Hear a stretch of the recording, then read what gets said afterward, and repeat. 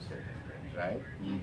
So what I've tried to do is, off the record, I have absolutely no respect for religions. That doesn't mean I don't respect a person who has their belief. I'm saying this because of what I have seen, right? That have nothing to do with spirituality. I believe if there's no religion in the world, we will still aspire to reach our spiritual essence, right? Right. So, but I would like to keep that off the record for at this stage. Don't want to get caught up in religion, right? So, basically, couple of things, right? So let me look at some definitions. So you ready now? We can go. Okay. Normally, with these definitions, I go through in length, but I'll just give it briefly, and hopefully at another point, we will be able to look more at them, right? One of the definitions that I've learned, by the way, recently I learned a statement that I feel is very important, and you need to go online and check out Shaka Amos. And one of the things he said that I find very interesting is that religions, people tend to put their religion above truth. I'm not going to go into details, but it's something to think about. The second one is design denotes function. Design denotes function. This here was not designed as an automobile. It is to function as a chair. This is to function as a table. You will not design this as a boat because it would not serve the function. You are here interviewing me, and this is like the way you choose to do it. So this have a design denote function. And I would just leave on that note for people to think about. Whenever you see a woman engage in certain sports, why do they end up looking like men? If it was natural for them to do that, wouldn't they still look like a woman? That's the second one. The third one is a parasite. According to Booker T. Coleman, in one of his presentations, he referred to the book Parasite Rex, and he said a parasite is nature's most bizarre and dangerous creature. However, a parasite is a very intelligent creature because it has the capacity, capability, and potential to influence the host, to make the host believe that the purpose for the host living is to serve the parasite. And we are a perfect example of that now. Somehow our enemies have convinced us that we are supposed to serve them. We are supposed to work for them. We are supposed to do everything, right? So that's a parasite. But another thing, we know these people are parasites, right? Also, he said, Booker T. Coleman again, that the world is run by psychopaths. And because of their power and influence over us, they affect us. If they are sick, it means we are sick. It's just the degree of our sickness. Some of us are acutely ill, some of us is chronically ill, and some of us is terminally ill. Right? Right. When I realized that, that's when I began to really focus on my healing. Accepting the fact that we are sick, we are damaged property, right? Another thing about a parasite and these psychotic people who rule the world, it comes back to power, and I'll get to that. But the point is that the world, in my opinion, is running 100% perfect.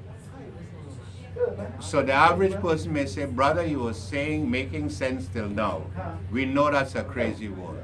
The world is running perfect for those who put this in place. In other words, you look at what's happening and you would see every grain of hair on our head is here for a purpose. Nothing happens by guess. You follow? If a man and a woman can't live together, that's not by guess. I hate you, you hate me. Maybe 5 or 10%. But once you jump 30%, you know it's a social phenomena, part of the indoctrination. The point is, if a man and woman is living together and in harmony with each other and love each other, they will not allow themselves to be exploited. They would rather die or kill. Right?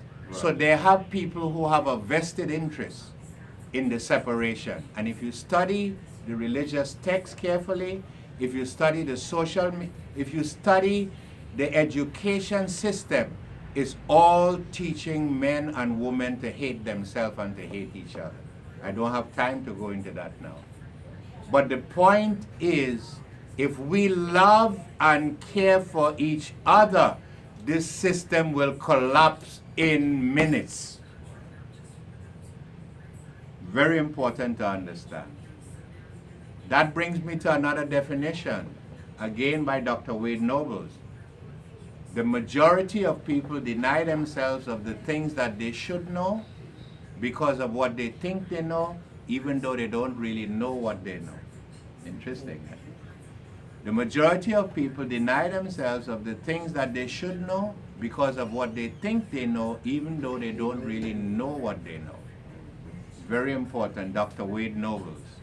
And Dr. Wade Nobles made another interesting definition that I think we could use to everything. Power is the ability to define reality and to have other people respond to your definition as though it is their own. So my son, if I tell you this is an automobile, I'm not trying to trick you. Based on what you know, what will you tell me? You gotta be crazy. Right, because you know this as a knife. But if I'm holding a loaded gun at your head and you know I'll pull the trigger and I tell you I want you to accept this as an automobile, what is the intelligent thing for you to do? Say it's an automobile. Right? In other words, when I initially defined this to you as an automobile, you did not accept my definition. But when I brought the gun or the power into the equation, you accept my definition. And that's what we're dealing with as a people. Through the power that these people have, they have defined our reality. And we have accepted their definition as though it's their own. So we now call ourselves nigger and bitch and all of that. We would never have, did we define that for ourselves? But we have accepted the definition. Power is the ability to define reality and to have others respond to your definition as though it's our own. That is why we cannot solve our problem. When we go into education, we want to solve the education problem in Alabama. We are thinking that we created the problem because we are the black teachers. We did not create the educational system. We are in a box and we are operating from a box, so we're only going to get the answers in that box. We have to step out the box and redefine that. So when we are trying to solve the economic situation in our community, we have the same problem because we have been made to think that we define the economic system. We did not. The people who define that system, you could look around and see their success. And they make us think that we are part of the success because we can fly the plane now. I come into the airport in Atlanta, all black people. I go to Walmart, all black people. So we think because we're driving we are astronaut, we are in the space age. No, sir. You follow? So somebody has defined. So what I'm saying is, we, especially as conscious black people, have to redefine our reality. Because we are operating in others' reality. And they show it in your face with the Matrix, which was written by a black woman. Yep. And so, in conclusion, I want to share with you some of the ideas that I've put together that I use as my daily meditation. Some of it you can use, Some of it you may not use. None of it you might need, whatever it is. In my own search and struggle, I was able to tap into different things. So I've gained things from Muslim, I've gained things from Hebrews, I've gained things from Rasta, I've gained things from Yoruba, little by little. I look at the things that make sense to me and is working for me, and I put together a meditation to prepare myself so that whenever I go out during the day, I focus. Many of it, I kind of use some of the structures from the Yoruba religion, but I say Yoruba because it's a similar pattern, just like how Chancellor Williams wrote the book, The Destruction of Black Civilization, looking at the themes in different African culture. So even if I may use some Yoruba words, it's not that I'm promoting any particular thing, it's just that the essence is in others, but I was exposed to this so I can use it. The first concept we start off with is duality. When I start my meditation in the Yoruba tradition, they always tell you about a principle called Eshu.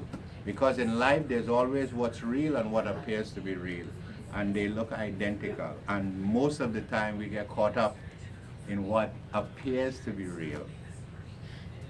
So when you go back to ancient Egypt, where our downfall was, because according to our historical information, we go through different cycles with planetary alignment.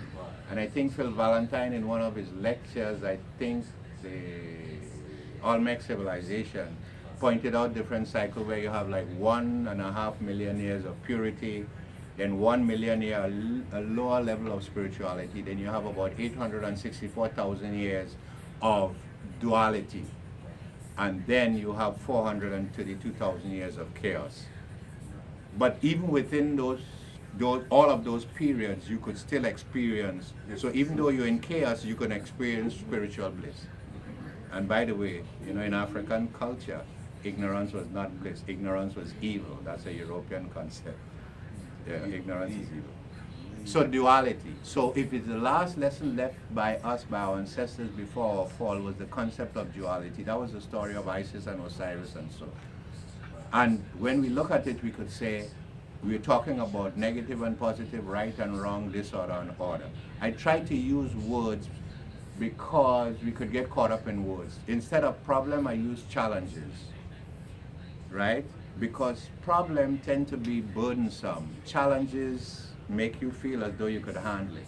It's the same thing, but so on, right?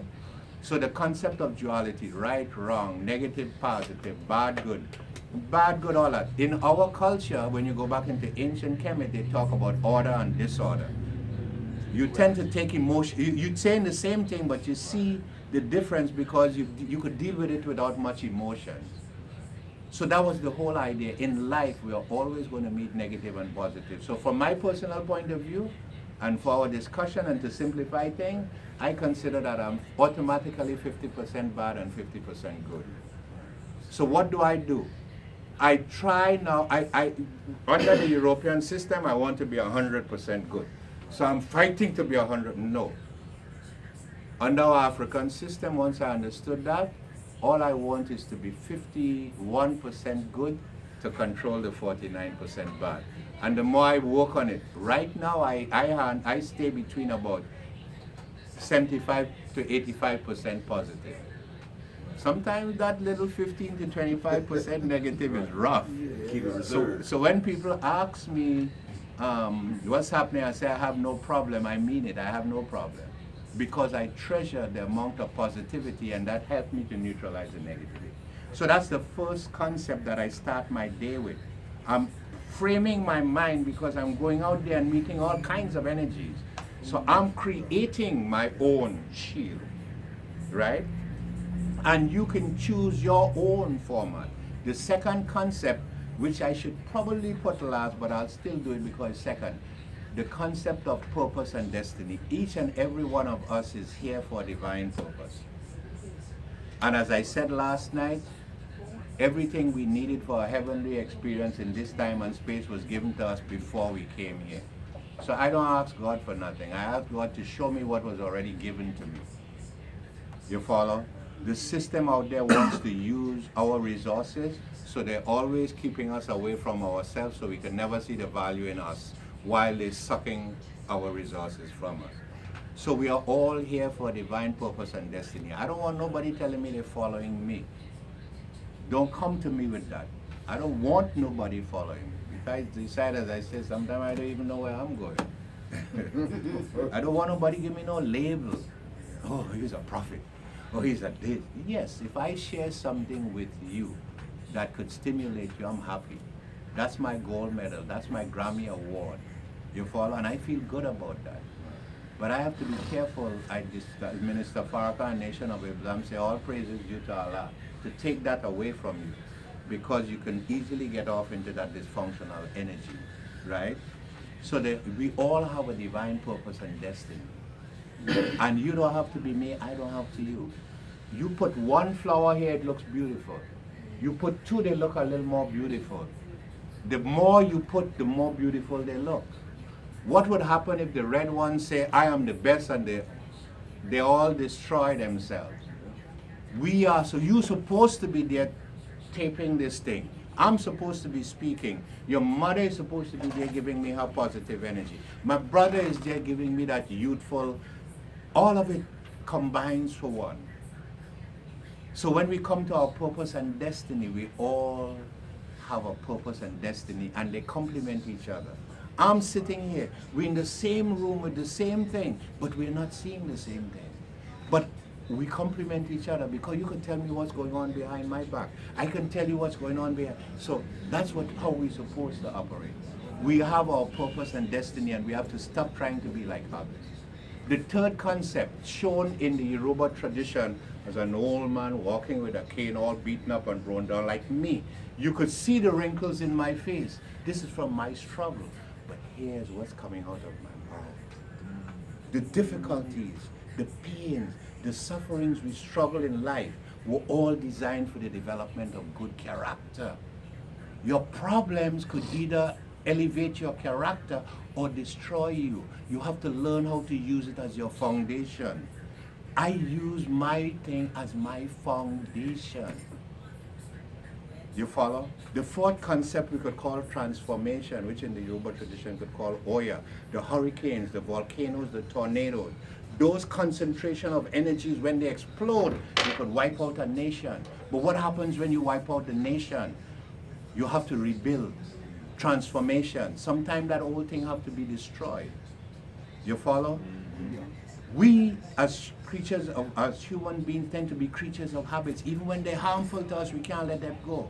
So that's why the hurricanes, the volcanoes, remember I tell you about the rape charge? That is the hurricane that erupted in my life. Because I didn't want to let go of my drinking habit and chasing women and all of that. I wanted to live in the mundane.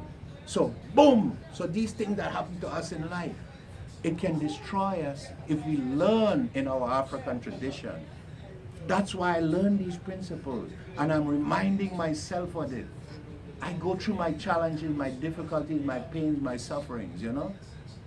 You follow? So the transformation that takes place in our lives, right? We have to learn why they take place. Once that has taken place, it should assist you to help others in their journey. It should give you the foundation. And symbolically, this is a little disturbing, but I'll say it. Symbolically, blow open the gates of the cemetery so you could better communicate with our ancestors. The next one, if you want to call it resources, as I told you before, everything we needed for a heavenly experience on this time and space was provided by the Almighty before we even came here. And we have to learn to appreciate that. But we have to be careful, because that's when you have a LeBron James or Michael Jackson or whatever, or even some of our spiritual leaders like Dollar What, Dollar Fool or Dollar something. What have they done when that light came into them? Their ego got in the way. So you got to be careful when these lights keep shining in you. And no other people have suffered as a result of that. Our leaders, the moment the light starts shining in them, they get crazy, they lost it. So that's why you have to exercise humility and patience and remember that character I told you. Right? The next quality is vision, shown as Oshun, the river in the Yoruba tradition. When you go into the river, and it's muddy and it's dirty. A lot of people get drunk. They jump into the river not knowing what's under there, alligator or whatever. But that same river, when it's not flooded, you go there, you look at it, the beauty in it. And she's represented as a female. You know, that beauty, and all of them, by the way, has duality, male and female energies in it, right? So that's a part of your vision, to be able to see and recognize clearly what is within you and what is around you, and to respond appropriately. Because as I said, you'll always have what's real and what appears to be real. So you want to make sure so that you could see and recognize clearly what's within you and what's around you, and to respond appropriately. The next characteristic is what we could call warfare. In us, remember I told you about that duality, the negative and positive? There's always a war that's going on within us. That other side of us. So we have to be constantly be at war with ourselves. And especially the white man, he has stimulated us to war on the physical plane where we will always be defeated. We need to war on the spiritual plane where we are indestructible and unconquerable. We've got to remember that warfare. A part of that attribute, which is the own attribute, is also that we are on a journey through life. And on that journey through life, we're going to be meeting all things. You walk out here, your head clear. Some man coming down the street drinking alcohol, run into you. You have to program yourself to move off those energies. Right? As we move along the highways and byways, people are going to come in. Fortunately, I'm dealing with you all now. Some people will come in here and argue with me. Why are you talking that? Disrupt everything. You got to send that energy out there and recognize it's important to prepare yourself. And a third component of that warrior spirit is material things. We have to be aware that material things were put here to serve us. But instead, we are serving material things. So that we go out there and we buy a new car, and we have to do 2 jobs to take care of that car while it's sitting outside. In other words, we are serving that when it was originally designed to serve us. We also have to get back now to the nurturing principle in us in the Yoruba tradition called the Yamonja, the mother nurturing, symbolized by the ocean, recognizing the essence of the feminine essence and the balance.